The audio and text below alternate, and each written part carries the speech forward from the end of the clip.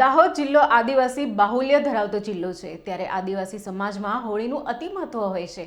હોળી નજીક આવતા જ દાહોદ જિલ્લામાં મેળાઓની શરૂઆત થતી હોય છે। હોળી નજીક પહેલા મેળાની શરૂઆત આંબલી 11 થતી હોય છે, પરંતુ આજે પહેલો મેળો ઢોલ મેળો યોજાયો હતો। આ ઢોલ મેળાનું ઉદ્ઘાટન ગુજરાત રાજ્યના કેબિનેટ શિક્ષણ મંત્રી ડોક્ટર કુબેર ડિંડોર અને દાહોદના સાંસદ જસવંતસિંહ ભાભોરના હાથે કરવામાં આવ્યું હતું।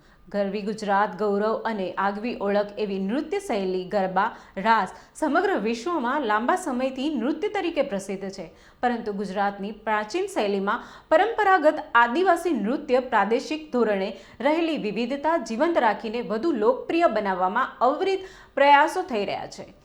તૈયાર વનવાસી નૃત્ય વિશ્વભરમાં આદિવાસી સંસ્કૃતિના પ્રતીક સમી ઢોલ મેળાને દાહોદ જિલ્લા ભીલ સમાજ સુધારણ મંડળ સુયોગ અને સતત માર્ગદર્શન આપી ઉત્કૃષ્ટ દેખાવ કરવા પ્રોત્સાહિત કરે છે। આ ઢોલ મેળાની સાથે આદિવાસી સમાજમાં કુટેવો કુરિવાજો અંધશ્રદ્ધાઓ દારૂ વગેરે છોડીને સાંપ્રત સમાજ સાથે કદમ મેળવવા માર્ગદર્શન મેળવે છે। ઢોલ મેળાથી સંગઠન સંસ્કૃતિની જાણકારી શિસ્ત તેમજ મનોરંજન સાથે આનંદ વ્યક્ત થાય છે।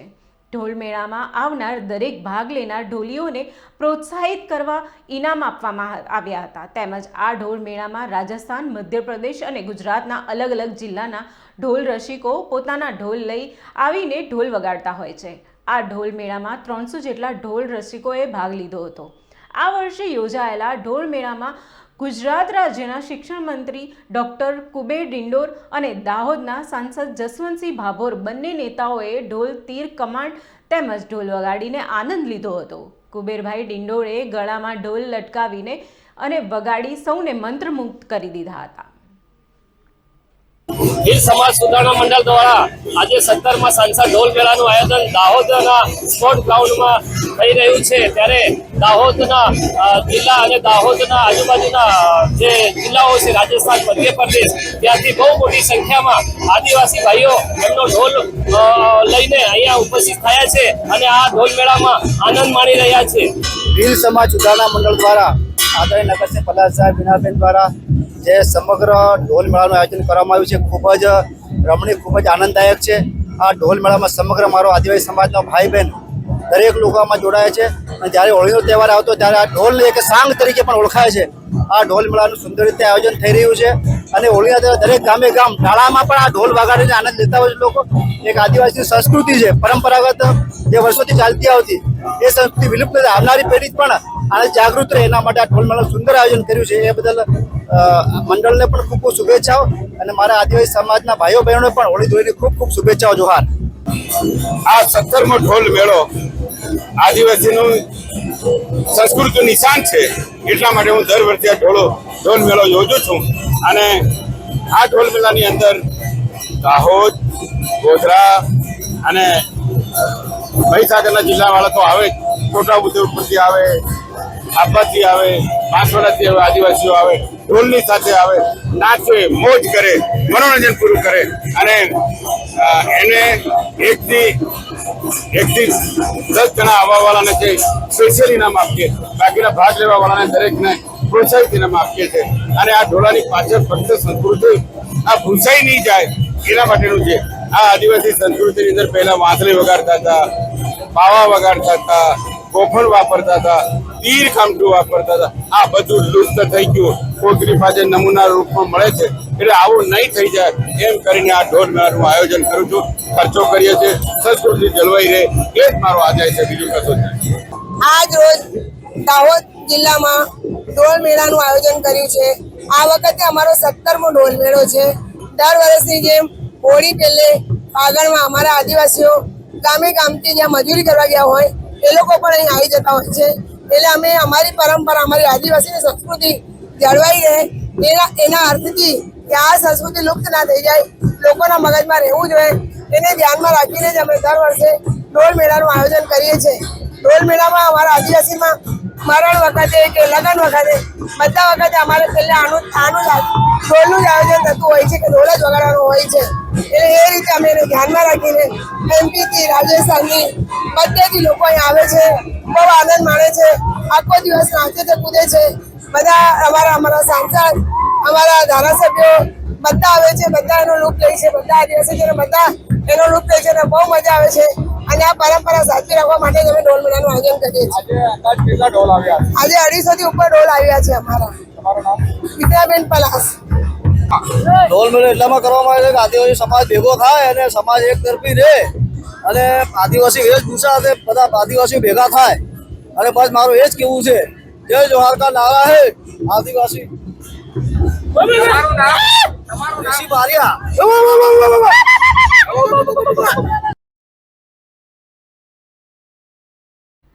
અમદાવાદ ગ્રામ્ય ધંધુકા તાલુકાના પચ્છમ ગામે સરકારી છાત્રાલયમાં એક ગરીબ બાળકને નિર્વસ્ત્ર કરી તેના પ્રાઇવેટ પાર્ટમાં દારૂની ખાલી બોટલ ભરવામાં આવી હતી. ત્યારબાદ લાકડાનો દંડો પણ ભરાવ્યો હતો. નાના એવા માસૂમ બાળકને નિર્વસ્ત્ર કરીને તેની સાથે સૃષ્ટિ વિરુદ્ધનું કૃત્ય કરવામાં આવ્યું અને સમગ્ર ઘટનાનો વિડીયો પણ બનાવવામાં આવ્યો હતો. આ સમગ્ર ઘટના સ્થાનિક લોકો દ્વારા સફળતાપૂર્વક આખી ઘટના ભીની સંકેલી લીધી હતી. નાના બાળકના પ્રાઇવેટ પાર્ટમાં દંડો ઘુસાડવાની ક્રૂર કહી શકાય તેવી વિકૃત અને હિંસક ઘટનામાં જ્યારે પોલીસને ખબર પડી તે બાદ પોલીસે એફઆઈઆર કરી અને વધુ કાર્યવાહી હાથ ધરી છે. આજે જે વિડીયો સામે આવ્યો તેમાં ગુનો દાખલ કર્યો, આજે સવારે એક ફેસબુક પર એક વિડીયો વાયરલ થયો હતો જે અમારા ધ્યાનમાં આવેલું છે. એમાં એક બાળક છે, બાળક જેને માર મારવામાં આવે છે અને બે બાળકો એને મારે છે. આ બનાવ ધંધુકાના પશ્ચિમ ગામનો બનાવ છે. આમાં જ્યારે બનાવ ધ્યાનમાં આવ્યો ત્યારે પોલીસે તેના ખરાઈ કરી ત્યાં જઈને તો એવી તેમાં જે વાલીઓ છે એમને મળીને એમને થોડું કાઉન્સેલિંગ કર્યું. અમે જાણીને અમે ફરિયાદ નોંધવાની પ્રોસેસ ચાલુ કરી અને સેકન્ડલી જે લોકો આ વિડીયો બનાવે છે અને આ કૃત્યમાં સંડોવાયેલા હતા એમને શોધવાના પ્રયત્નો ચાલુ છે. આ જે બનાવ છે આમાં પોક્સો અને નોંધવામાં આવેલો છે. સાથે સાથે બીએનએસની 115 નોંધવામાં આવ્યો. કેટલા લોકો અત્યારે તપાસમાં છે, બટ અત્યારે હું એટલું કહી શકું છું કે જે વિડીયો બનાવે છે જે લોકોને આ કૃત્યમાં સંડોવાયેલા હતા અને ત્રીજા જે લોકોને આ કૃત્ય વિશે ખબર હોવા છતાં એ લોકો કોઈ એક્શન નથી લીધું. સાથે સાથે આવા બીજા ઇન્સિડન્ટ વિશે બી અમે જોયું કે આવા બીજા ઇન્સિડન્ટ બનેલા છે કે નહીં અને તેને અમે સ્કૂલ ઇન્વોલ્વમેન્ટ છે યદી સ્કૂલનો કઈ ઇન્વોલ્વમેન્ટ છે આ કૃત્યમાં કે એ બી અમે તપાસ કરીશું. શું કારણ છે માનવા પાછળ બાળકને આ રીતે જાતિ કરવા પાછળનું પ્રાથમિક કારણ છે? પ્રાથમિક કારણ છે કે જે આરોપીઓ છે એ બી બાળક અને જે રોગો બધા એ બી બાળક છે. એક ઇમેચ્યોરિટી બની શકે છે. પછી આ ફેસબુક અને ઇન્સ્ટાગ્રામનો જમાનો છે. બાળકો ઘણી રીતે ખોટી રીતે ઇન્ફ્લુઅન્સ થતા એ બની શકે છે. તમારા સોશિયલી તમે કઈ સરાઉન્ડિંગમાં તમે સ્કૂલમાં કઈ વાતાવરણ છે જ્યાં વાયલન્સ તમે જુઓ છો, તમે મૂવીમાં વાયલન્સ જુઓ છો, એ કારણ બની શકે છે. બાળક બહુ સોફ્ટ હોય છે કે એ કઈ બી રીતે ઇન્ફ્લુઅન્સ થઈ શકે છે. અમુક કોઈ કારણ સામે આવ્યું? આમાં અત્યારે કારણ નથી. સાબરકાંઠા હિંમતનગર તાલુકાના રાજપુરમાં ઘઉંમાં આગ લાગવાની ઘટના બની હતી. ખેતરમાં સુકવવા મૂકેલા ઘઉંમાં આગ લાગી હતી. ખેડૂતોનો મોઢામાં આવેલો કોળિયો છીનવાઈ ગયો છે. ખેડૂતોને લાખો રૂપિયાનું નુકસાન થયું છે. મળતી માહિતી અનુસાર વિસ્તારમાં શોર્ટ સર્કિટ થવાથી આગ લાગી હતી. યુજીવીસીએલની બેદરકારીથી ખેડૂતોને લાખોનું નુકસાન થયું છે.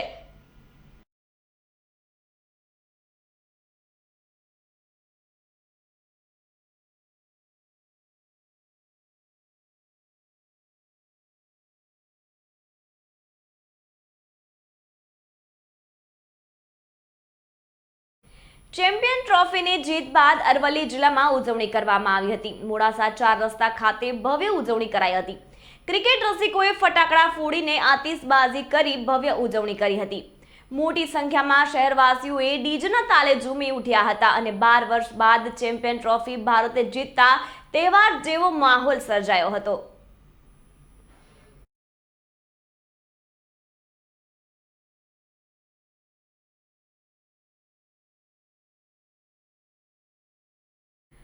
ભારત સરકારના વન નેશન વન ચલણ અંતર્ગત બનાસકાંઠામાં મુખ્ય શહેરોમાં નેત્રમ દ્વારા વાહન ચાલકો નિયમોના ભંગ કરે તો તેમને ઈ ચલણ આપવામાં આવે છે. બનાસકાંઠાના લોકોને આવી ભૂલો બદલ 1 લાખ જેટલા ઈ ચલણ આપવામાં આવ્યા છે, જેમાંથી 93,000 લોકોએ ઈ ચલણ ભર્યા છે. પરંતુ મહત્વની બાબત તો અહીં એ છે કે લોકો આ ઈ ચલણમાં ખોટી રીતે દંડાય છે, કારણ કે નગરપાલિકા હોય અથવા તો તંત્ર હોય તેના દ્વારા ક્યાંય પાર્કિંગની વ્યવસ્થા કરવામાં આવી નથી, અને જેને કારણે લોકોને ગમે ત્યાં વાહન પાર્ક કરવા પડે છે અને ખોટી રીતે તેમને દંડ ભરવાનો વારો આવે છે. જે બાંધકામની મંજૂરીઓ નગરપાલિકાએ આપી છે તે જૂના બાંધકામોમાં તો પાર્કિંગની વ્યવસ્થા નથી, તે નગરપાલિકા પણ કબૂલે છે. ત્યારે હવે નવી મંજૂરીઓ જે આપવામાં આવી છે અને ટાઉન પ્લાનિંગ એક્ટ હેઠળ જો તેનું કામ નહીં થયું હોય તો તેની સામે કાર્યવાહી થશે. આ તો રહી કોમ્પ્લેક્સની વાત, પરંતુ પાલનપુર શહેરમાં જાહેર રોડ પર ક્યાં પાર્કિંગ કરવું અને પાર્કિંગની દિશાઓ ક્યાં નક્કી કરવી તે હજી પણ પાલિકાને ધ્યાને નથી આવ્યું, અને જેને કારણે હજારો વાહન ચાલકો ખોટા દંડ ભરી રહ્યા છે. હું આપ લોકોને જણાવું કે બનાસકાંઠા જિલ્લામાં અલગ અલગ શહેરોમાં 18 જેટલા કેમેરાઓ લાગેલા છે, જેમાં ખાસ કરીને જે લોકો ટ્રાફિકના નિયમનું પાલન નથી કરતા તે લોકોને ઈ ચલણથી મેમા ઇસ્યુ કરવામાં આવે છે. ભારત સરકાર દ્વારા જે વન નેશન વન ચલણની જે ડ્રાઈવ આપવામાં આવેલી હતી કે જે કાર્ય સ્ટાર્ટ થયું એ પહેલાં બનાસકાંઠા જિલ્લામાં 1,05,000થી વધારે ઈ ચલણ મેમો ઇસ્યુ થયેલા હતા અને તેટલા પેન્ડિંગ પણ હતા. આ ડ્રાઈવને વારંવાર આપવામાં આવી, જેથી કરીને હાલમાં આ ડ્રાઈવ બાદ આની સંખ્યા ઘટીને માત્ર 7,133 જેટલી જ રહી જાય છે. આવતીકાલે લોક અદાલત છે, એ લોક અદાલતમાં પણ આની અંદરથી ઘણા બધા જે ચલણ છે તેનો નિકાલ કરવામાં આવશે.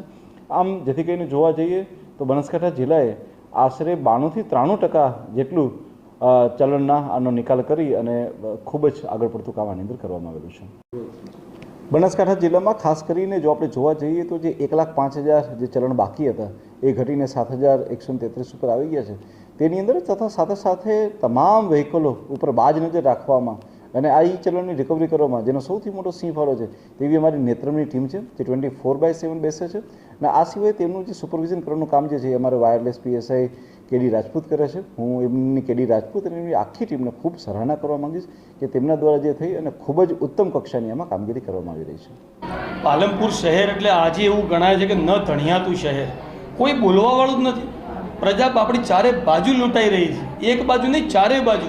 અને એમાં પણ બિચારો એક્ટિવા લઈને જતો હોય કે બાઇક લઈને જતો હોય અને એને કોઈ વસ્તુ લેવા જવું અને બાઇક જો ઊભું રાખીને જાય તો ટોઈંગવાળા લઈ જાય. જો એને જ્યારે ટોઈંગવાળો ના આવે તો CCTV લાગેલા હોય, નેત્રમમાંથી મેમો આવી જાય. અરે કમસે કમ જે દુકાનમાં જે કોમ્પ્લેક્સમાં જઈ રહ્યો છે એના પાર્કિંગ તો આપો. નગરપાલિકાએ બધા પાર્કિંગ વેચી માર્યા છે, ભોયરાઓ વેચી માર્યા છે, અને હવે એવી આશા રાખે છે કે લોકો પાર્કિંગ રોડ ઉપર ના કરે, કે માથે લઈને ફરે, ચાલતા આવે ગામમાં.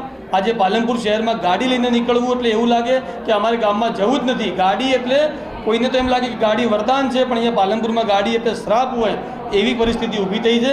અને પછી જ્યારે પૈસા ઉઘરાવવા માટે પોલીસ નીકળે છે, આ દંડના રકમ જ્યારે ઉઘરાવવા નીકળે એ વખતે પોલીસને પણ ઉપરથી એટલું પ્રેશર હોય છે કે પોલીસ એ વ્યક્તિને ડરાઈને ધમકાઈને એનામાં પૈસા ન હોય તો પણ ભરાવડાવે છે, કારણ કે ઉપરથી પ્રેશર છે. એ માણસ જેને 12,000 એક એક્ટિવા કે બાઇક લીધું હોય એ 10,000 રૂપિયા તો દંડ ભરી ચૂક્યો છે.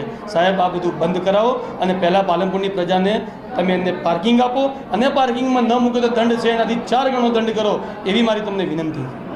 અત્યારે જોવા જઈએ તો જે CCTV કેમેરા લગાવ્યા છે શહેરમાં, CCTV કેમેરાના લીધે ગાડીઓ જ્યાં ત્યાં પાર્કિંગ થતી હોય છે, એના લીધે ઈમેમાં આવતા હોય છે. પરંતુ લોકોની પણ એક સમસ્યા છે કે ગાડીઓ મૂકવા માટે, સાધનો મૂકવા માટે કોઈ જગ્યાઓ નથી. પાલિકા પણ એમાં જવાબદાર એટલી જ છે કે જ્યાં ત્યાં પણ પરમિશન આપી હોય છે બિલ્ડિંગોના, એમાં કોઈ પાર્કિંગની પણ સુવિધા હોતી નથી. અને જ્યાં ત્યાં પણ લારી ગલ્લાઓ અને જ્યાં અડીંગા કરીને ઊભા હોય છે એટલે ટ્રાફિકની સમસ્યા એટલી હોય છે એટલે જ્યાં ત્યાં કરી અને એમને ગાડીઓ ઊભી રહેતા હોય છે અને એમને મેમા આપવા પડે છે. અત્યારે જોવા જઈએ તો પોલીસ પણ હમણાં સતત ડ્રાઈવ ચલાવી રહી છે, કારણ કે ઈ મેમા એટલા બધા જનરેટ થઈ ગયા છે ને એના મેમા પરત ભરવામાં પણ લોકો નથી ભરતા, કારણ કે લોકો પણ હવે કંટાળી ગયા છે કે વારંવાર મેમા આવવાથી લોકો પણ કંટાળી ગયા છે. અને આ લોકો પાલિકા અને પોલીસ તંત્ર પહેલાં સાધન ઊભું રાખવા માટેની વ્યવસ્થા કરે, ટ્રાફિકની સમસ્યા હલ કરે તો જ આ ઈ મેમા પણ ઓછા થાય એવું છે. નગરપાલિકા દ્વારા જે હાલ બાંધકામ મંજૂરી જે આપવામાં આવે છે ધારાધોરણ મુજબ પાર્કિંગની વ્યવસ્થાને ધ્યાને રાખીને આપવામાં આવે છે. જે જૂના પાર્કિંગ જે છે જેમાં આપણે રજૂઆત કરી અને એમાં નિયમ મુજબના પાર્કિંગ રાખવામાં નહીં આવેલા હોય, નગરપાલિકાની મંજૂરી વિરુદ્ધના જો કોઈ એવા બાંધકામ થયેલા હશે તો તે અન્વયે નિયમ મુજબની કાર્યવાહી નગરપાલિકા દ્વારા કરવામાં આવશે. શું પ્રકારની કાર્યવાહી થશે આવા શોપિંગ ટાઉન પ્લાનિંગ એક્ટની જોગવાઈઓ હેઠળ જે કંઈ પ્રોવિઝન છે મંજૂરી વિરુદ્ધના બાંધકામ બાબતના તે અન્વયે કાર્યવાહી કરવામાં આવશે. કેટલાક શોપિંગ સેન્ટરો છે નીચે ભોયરામાં પાર્કિંગ છે પણ નીચે દુકાનો બની ગઈ છે. જે તે મેં આપને વાત કરી એમ કે નિયમ વિરુદ્ધના જે બાંધકામ થયેલા હશે તે અંતર્ગત ટાઉન પ્લાનિંગ એક્ટની જોગવાઈઓ હેઠળ તપાસ કરી અને કાર્યવાહી કરવા. ચલાલાના નવા ચરખા ગામના ભુવાને માર માર્યો હોવાનો મામલો સામે આવ્યો છે. ધારીના ચલાલા નજીક આવેલા ચરખા ગામના માતાજીના ભુવા ભરત કુંજડિયાના વાળ કાપતો વિડીયો વાયરલ થયો છે. ભુવાને માર મારી મોઢામાં ચપ્પલ લેવડાવી માફી મંગાવતો વિડીયો બનાવવામાં આવ્યો હતો. ત્યારે ભુવા પર ત્રાસ ગુજારીને માર મારી વાળ કાપનારા તત્વો કોણ છે તેવા સવાલો ઉદ્ભવ્યા છે. વાયરલ વિડીયો અંગે અમરેલી પોલીસ દ્વારા તપાસ શરૂ કરાતા સુરત મુકામે ઘટના ઘટી હોવાનું અમરેલી પોલીસે જણાવ્યું છે.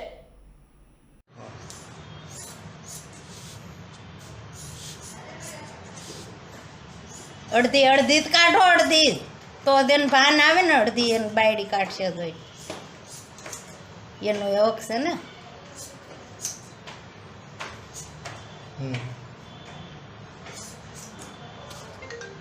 મૂછ કાઢો અડધી, હું જોઈને બધા હા એ બરાબર જ છે. નુગરા હોય એના આવું જ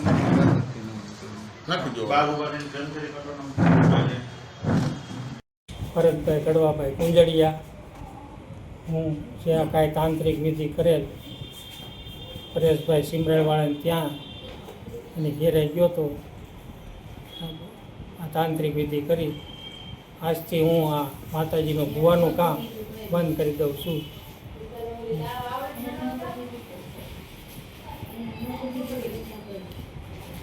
એને નહોતું કીધું પણ મેં કર્યું હતું એમ. માફી માગું છું.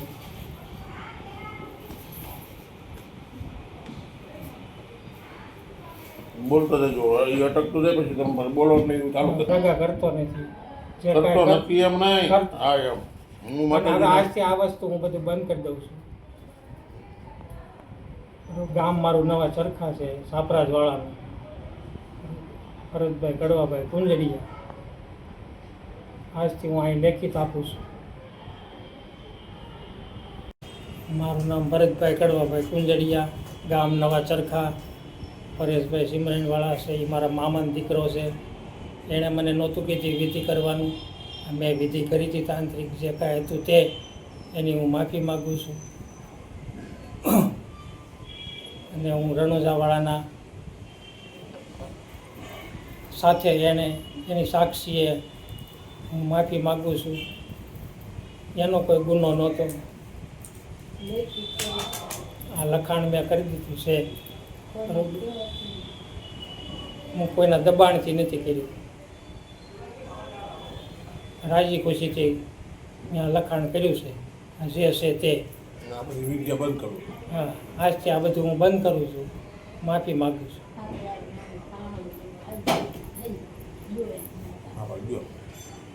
મોઢામાં લઈ લે ખા.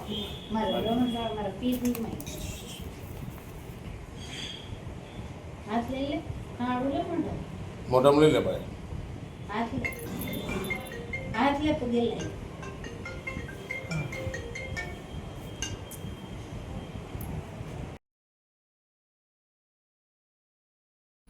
પાટણ જિલ્લા પુરવઠા વિભાગ દ્વારા ચોખાના સેમ્પલ લઈને તપાસ માટે મોકલતા તપાસમાં સરકારી ચોખાનો જથ્થો હોવાનું સામે આવ્યું છે. પાટણ એસઓજી પોલીસ અને સમી મામલતદાર દ્વારા રાજસ્થાન પાસિંગની શંકાસ્પદ ટ્રકને તપાસ કરતા 11 લાખનો ચોખાનો જથ્થો મળી આવ્યો હતો. સરકારી અનાજને ટ્રકમાં દાહોદથી ગાંધીધામ પહોંચાડવાનું હતું. પાટણ જિલ્લા કલેક્ટર તેમજ સમી મામલતદારની તપાસમાં સરકારી ચોખા મોકલનાર અને ચોખા ખરીદનાર ઇસમો સહિત કુલ 4 લોકો વિરુદ્ધ ફરિયાદ નોંધી આગળની કાર્યવાહી હાથ ધરાઈ છે. ગોપાલગ્રામ ખાતે જૈન અપાસરાનો લોકાર્પણ કાર્યક્રમ તેમજ સન્માન સમારંભ યોજાયો હતો. ત્યારે ધીરજ મુનિનું ઓપી ઝાટકિયા હાઈસ્કૂલ ખાતે ભવ્ય સ્વાગત કરવામાં આવ્યું હતું, જેમાં ઢોલ નગારા અને શરણાઈ સાથે ગામમાં વાજતે ગાજતે ભવ્ય સ્વાગત કરાયું હતું. ત્યારબાદ પટેલવાડી ખાતે સન્માન સમારંભ કાર્યક્રમનું આયોજન કરાયું હતું, જેમાં જાટકિયા હાઈસ્કૂલના ટ્રસ્ટી અને મિલન કંપનીના માલિક મિલનભાઈ જાટકિયા તેમજ મિલનબેન જાટકિયાનું સન્માન કરવામાં આવ્યું હતું. આ તકે શાળાના પ્રમુખ પ્રતાપભાઈ વાળા, જીતુભાઈ ગજરા, નંદાભાઈ ગોહિલ તેમજ રાજુભાઈ ઠુમ્મર, શાળાના પ્રિન્સિપાલ ત્રિવેણીબેન અને સરપંચ હરેશભાઈ વાળા તેમજ ડોક્ટર દેવકુભાઈ વાળા સહિતના વ્યક્તિઓ ઉપસ્થિત રહ્યા હતા. આ પ્રસંગે પટેલ સમાજના પ્રમુખ શંભુભાઈ સહિતની હાજરી જોવા મળી હતી. જય જિનેન્દ્ર. અને આજનો દિવસ અને ગઈકાલનો દિવસ અમારી માટે બહુ જ ઇમ્પોર્ટન્ટ રહ્યો છે, કારણ કે ઓપી જાટકિયા સ્કૂલમાં પ્રભુ શ્રી ધીરજ મુનિ એ પગલાં પાડ્યા આજે સવારે, અને ગોપાળ ગ્રામમાં ઉપાશ્રયના ઉદ્ઘાટન માટે આજે પ્રભુ શ્રી ધીરજ મુનિ આવ્યા હતા.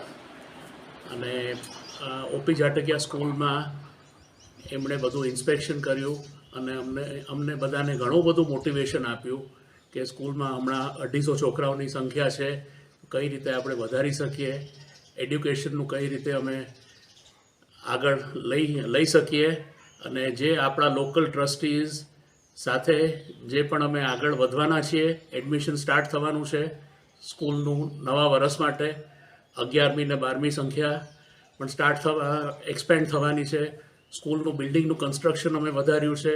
30મી એપ્રિલે એક્સટેન્શનનું ઉદ્ઘાટન થવાનું છે.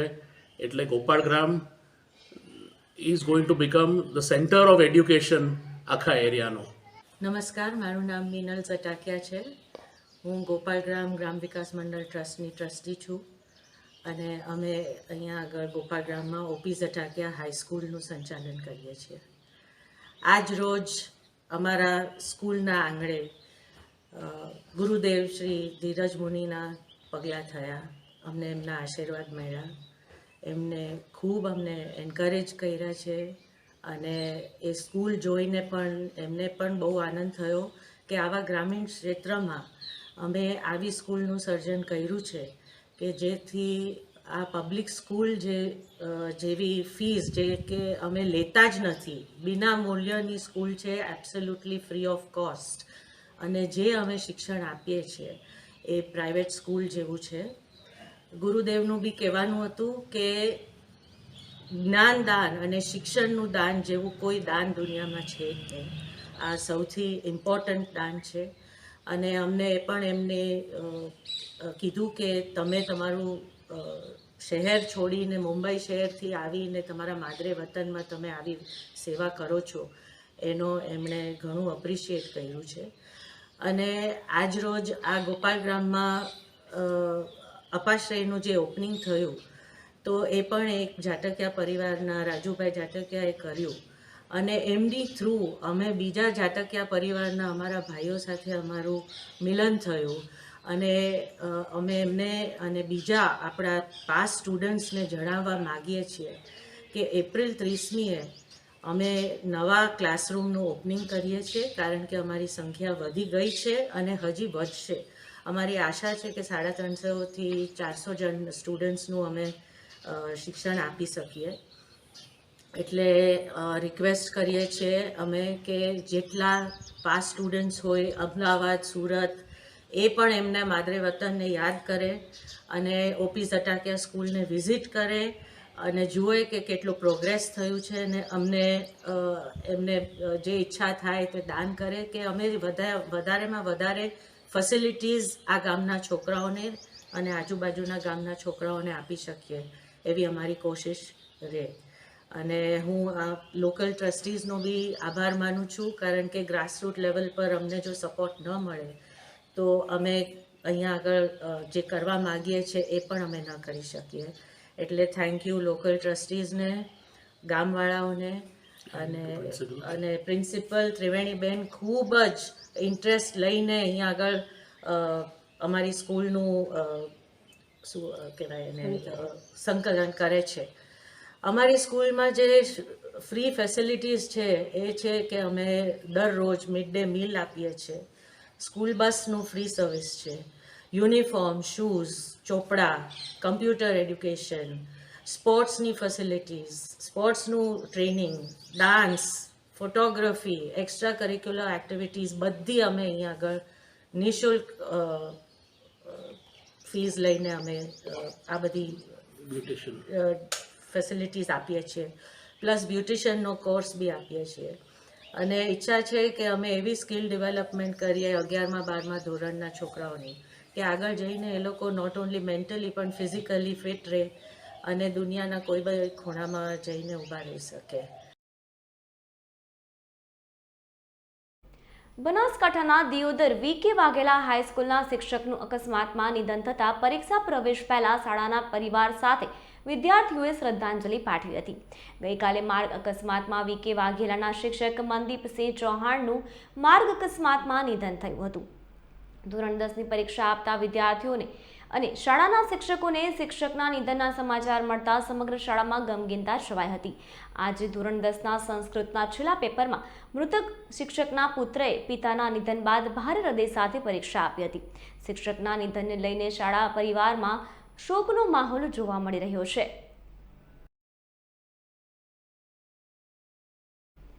અરવલ્લી એલસીબીએ ટ્રેક્ટર ટ્રોલીના હાઇડ્રોલિકના ભાગે સંતાડીને હેરાફેરી કરાતો વિદેશી દારૂનો મોટો જથ્થો ઝડપી પાડ્યો છે. મોડાસાના ટિન્ટોઈ પોલીસ મથક વિસ્તારમાં શામળાજી હિંમતનગર હાઈવે પર ગળાદર પાસે ટ્રેક્ટર ટ્રોલીમાં હાઇડ્રોલિકના ભાગે છુપાવીને લઈ જવાતી વિદેશી દારૂની બોટલો નંગ 1173 એલસીબી પોલીસે ઝડપી પાડી છે. એલસીબી પોલીસે કુલ રૂપિયા 5.78 લાખનો મુદ્દામાલ જપ્ત કરી વિદેશી દારૂની હેરાફેરીના બુટલેગરોના નવા કિમિયાનો પર્દાફાશ કર્યો છે. મુદ્દામાલ જપ્ત કરી ટ્રેક્ટર ચાલક પ્રવીણભાઈ નરસિંહ ડામોરની રાજસ્થાનથી ધરપકડ કરી કાયદેસરની કાર્યવાહી હાથ ધરી છે. ગોધરા દાહોદ હાઈવે માર્ગ પર જાડી જાખરામાં ફટાકડાના લીધે આગની ઘટના બની હતી. ચેમ્પિયન ટ્રોફીમાં ભારતની ભવ્ય વિજય થતા ગોધરા શહેર સહિત ગલીએ ગલીએ સોસાયટી વિસ્તાર અને જાહેર માર્ગો ઉપર લોકો દ્વારા ફટાકડા ફોડી જીતનો જશ્ન મનાવવામાં આવી રહ્યો હતો. ત્યારે બીજી બાજુ ગોધરા શહેરના દાહોદ હાઈવે માર્ગ પર આવેલા આઈટીઆઈ ગુરુકૃપા સોસાયટીના કમ્પાઉન્ડમાં જાડી જાખરામાં ફટાકડાના લીધે આગ ભભૂકી ઉઠતા અફરાતફરીનો માહોલ સર્જાયો હતો. આગ કારણે સોસાયટીના વિસ્તારમાં રહેતા સ્થાનિકોના લોકોમાં ભયનો માહોલ જોવા મળ્યો હતો, જેથી ગુરુકૃપા સોસાયટીમાં રહેતા ગૌતમભાઈ કલવાણીએ તાત્કાલિક ગોધરા ફાયર બ્રિગેડને જાણ કરતા ફાયર બ્રિગેડના કૃષ્ણ સોલંકી સહિતના જવાનો તાત્કાલિક ઘટનાસ્થળ પર પહોંચી જાડી જાખરામાં પાણીનો મારો ચલાવી આગ પર કાબુ મેળવ્યો હતો, જે બાદ સોસાયટીના રહીશોએ રાહતનો શ્વાસ લીધો હતો.